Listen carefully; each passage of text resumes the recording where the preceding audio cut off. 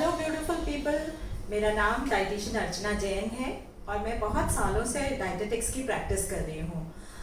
मैं अपनी नॉलेज और अपना जो रिसर्च है वो सबके साथ शेयर करना चाहती हूँ। तो इसके लिए हमने एक 7 स्टेजेस ऑफ लाइफ की सीरीज़ बनाई है।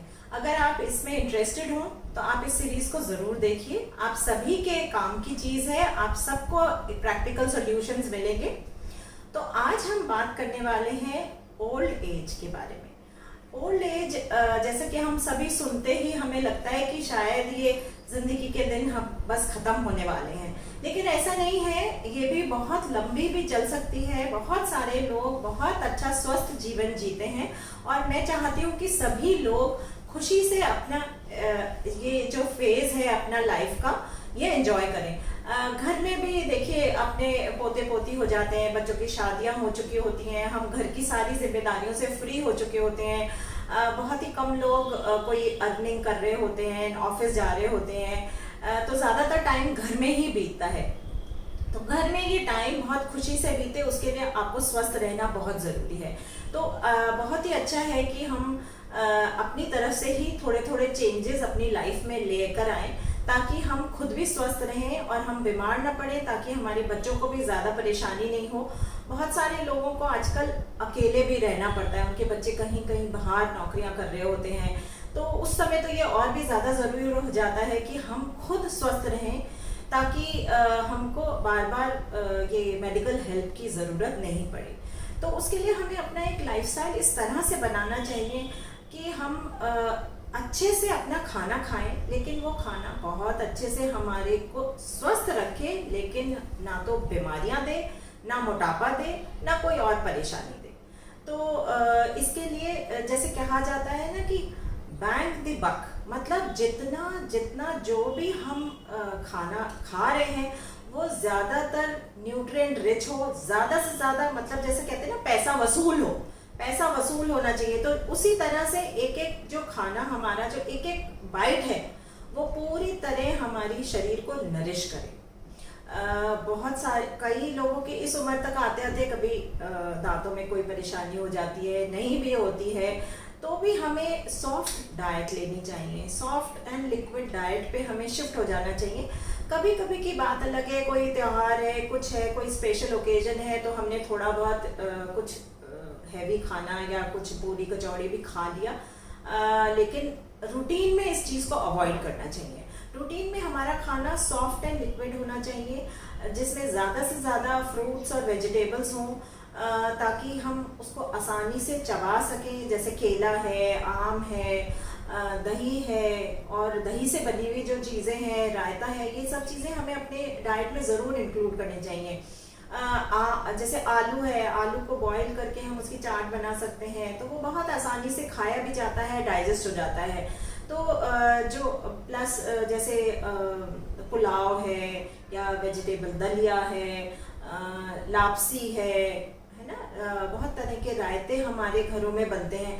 एक बहुत ही अच्छा जो रायता है, ये बहुत ही अच्छी चीज़ इस सेंस में हो जाती है कि दही के साथ हम बहुत सारी चीज़ों को मिक्स कर सकते हैं। जो चीज़ें हम नॉर्मली नहीं भी खाते हैं, वो अगर बारीक कद्दूकस करके या हल्का सा उबाल के हम रायते में मिला लेते हैं, तो वो हमारे लिए एक होलसम मील हो जाता है। वो पेट भी भर जाता है और हमें बहुत सारा न्यूट्रिएंट भी उससे मिल जाता है।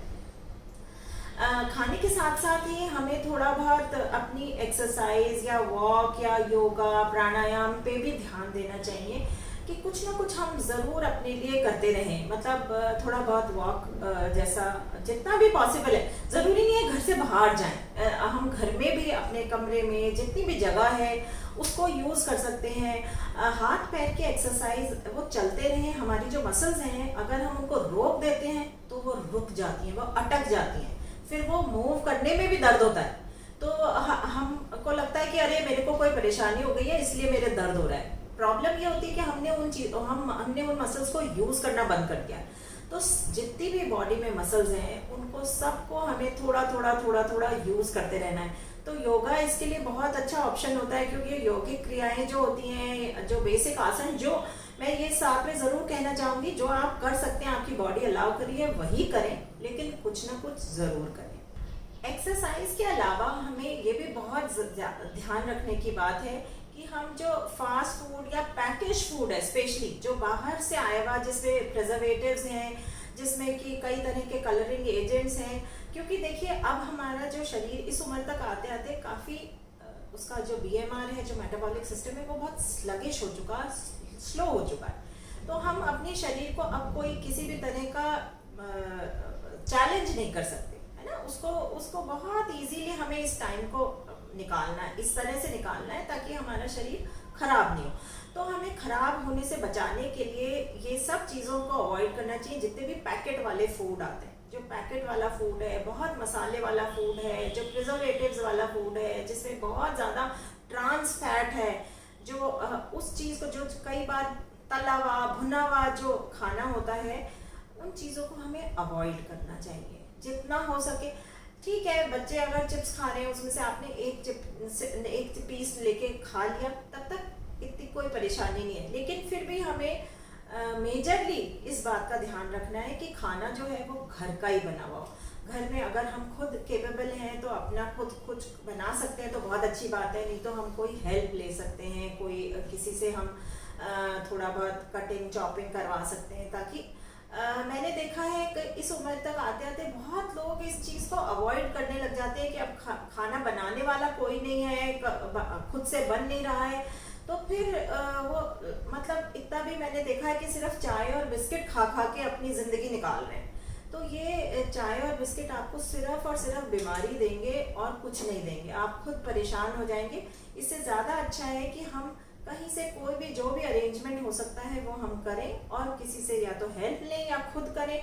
कटिंग एंड चॉपिंग तो आराम से बैठे बैठे हो जाती है, थोड़ा बहुत सिंपल कुकिंग करिए। सिर्फ उसको कुकर में आपने दाल उबाल दी और ज़्यादा छौंका भी लगाने की ज़रूरत नहीं है, उसी में एक साथ सारी चीज़ें डाल के थोड़ा सा जो भी आप प्याज टमाटर अगर लहसुन खाते हैं तो वो सब चीज़ें डाल के एक ही बार में उसको सीटी लगा लीजिए। सिंपल कुकिंग करिए, सिंगल डिश बनाइए, ताकि आपको बहुत ज़्यादा कुकिंग नहीं करनी पड़े। एक टाइम बैठ के आपने आराम से बहुत सारे फ्रूट्स काट लिए, जो भी सीज़न के फ्रूट्स हैं वो आपने काट के उसको पहले अच्छे से चबा के खाइए। अगर आप चबा नहीं सकते तो उसको मैश कर लीजिए, है ना, हल्का सा उसको अगर और भी मतलब परेशानी है खाने में तो उसको और हम ज़रा सा उबाल सकते हैं। उबाल के जब वो सॉफ्ट हो जाता है तो तब हम उसको खा सकते हैं। तो अब खाना हमें नेचुरली खाना है, लेकिन अपनी बॉडी के अपनी कंडीशन के हिसाब से हम उस पर थोड़े चेंजेस ला सकते हैं। तो एक सैम्पल मेन्यू के तौर पे मैंने कुछ प्लान करा है कि जैसे ब्रेकफास्ट में हम मैश्ड पोटैटोज खा सकते हैं या बॉइल्ड दाल्स खा सकते हैं, उपमा पोहा खा सकते हैं। जो लोग अंडा खाते हैं वो अंडा भी खा सकते हैं। मिड मॉर्निंग में हम कुछ मखाना या कोई फ्रूट खा सकते हैं। लंच में रायता, पुलाव, खिचड़ी, दलिया, बिरयानी, इस तरह की चीज़ें खाई जा सकती हैं। मिड इवनिंग में हम कुछ भेलपूरी या पतली पतली लापसी बना के, नमकीन हलवा या हल्का सा मीठा हलवा या इतनी सी घर की बनी हुई खीर हो सकती है, राबड़ी हो सकती है ना, और उसके साथ में कोई फ्रूट ले लें, मुरमुरा ले लें, तो वो आराम से खाया जाता है, चबाया जाता है। डिनर में आप सूप ले सकते हैं, वेजिटेबल सौते वेजिटेबल करके हल्का सा उसको बॉईल करके वो खा सकते हैं। कुछ किसी चीज़ का रायता बना के खा सकते हैं, या स्टफ्ड रोटी, अगर रोटी भी बना रहे हैं तो उसमें बस सिंपल अपनी कोई सब्जी भर के बना लिया, सो दैट आपको सब्जी अलग से नहीं बनानी पड़ेगी। आप सब्जी उसी में भर दीजिए और उसी का एक रोटी पराठा जैसा बना के, और वो ही अपन दही या अचार से, चटनी से, किसी चीज़ से खाई जा सकता है। ये डाइट इसको अच्छे से फॉलो करेंगे तो आपका जीवन बहुत ही स्वस्थ और आनंदित रहेगा। आप बहुत ही अच्छे से अपना जीवन यापन कर पाएंगे। अगर आपको इसके बारे में और डिटेल्स चाहिए तो आप मुझे कांटेक्ट कर सकते हैं। अगर आपको ये वीडियो अच्छा लगा हो तो आप इसको ज़रूर लाइक एंड शेयर करें। आपकी और सारी डिटेल्स हमारे कैप्शन में नीचे डिस्क्रिप्शन पे लिखी हुई हैं। और इस वीडियो को देखने के लिए बहुत बहुत धन्यवाद। Thank you for watching. Thank you so much.